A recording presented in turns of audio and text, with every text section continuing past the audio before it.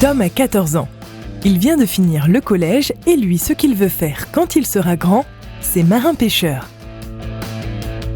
Il va donc à Nantes poursuivre ses études au lycée maritime.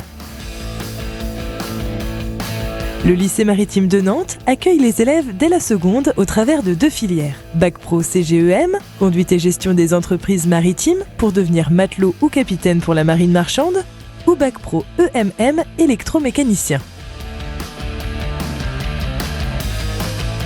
Tom va s'essayer à toutes les composantes de son futur métier. Réparation de filets de pêche, préparation de boutes et de lignes,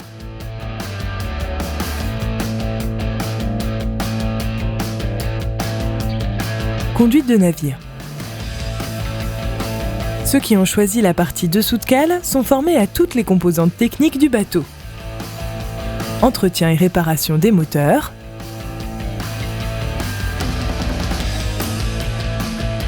électricité, soudure, chauffagiste ou frigoriste.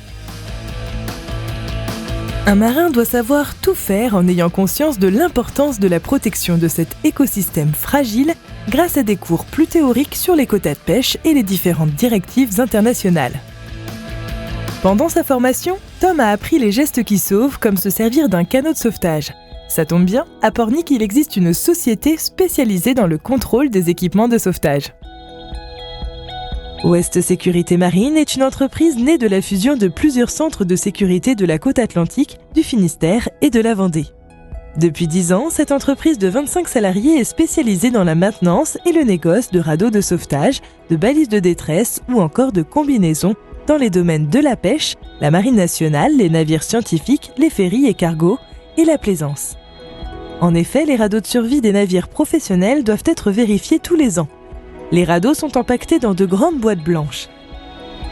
Celles-ci sont fixées sur le pont du navire. Une fois jeté à la mer, un bout vient déclencher une bonbonne de gaz qui gonfle automatiquement le radeau, ce qui lui permet de remonter à la surface.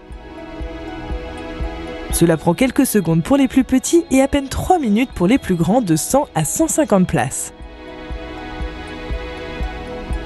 Le contrôle consiste à vérifier la bonne étanchéité de la bonbonne de gaz.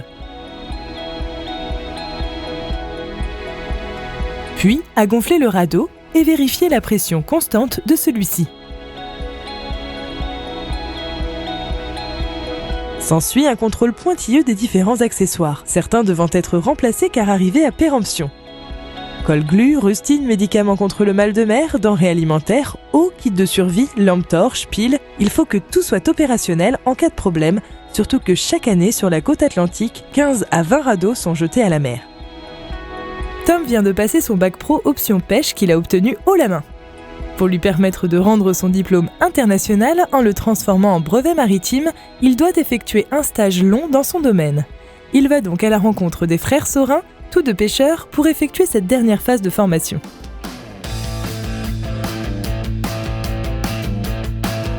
Clément et Jean-Louis Saurin, 24 et 21 ans, ont leur port d'attache à la Plaine-sur-Mer.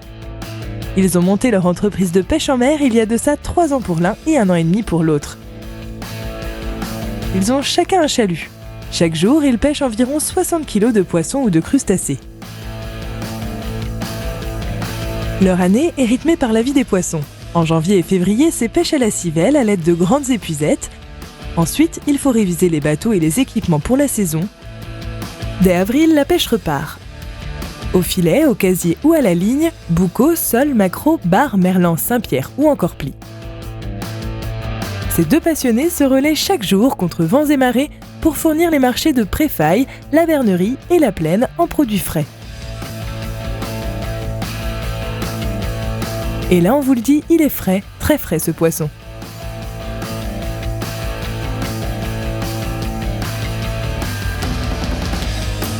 Comme vous l'avez vu, grâce à Tom, nous pouvons voir que la filière pêche est une filière qui recrute et qui propose de nombreux emplois. Même si cela reste un milieu très masculin, de plus en plus de femmes se forment à ces métiers certes difficiles, mais synonymes d'avenir et de solidarité sur notre territoire.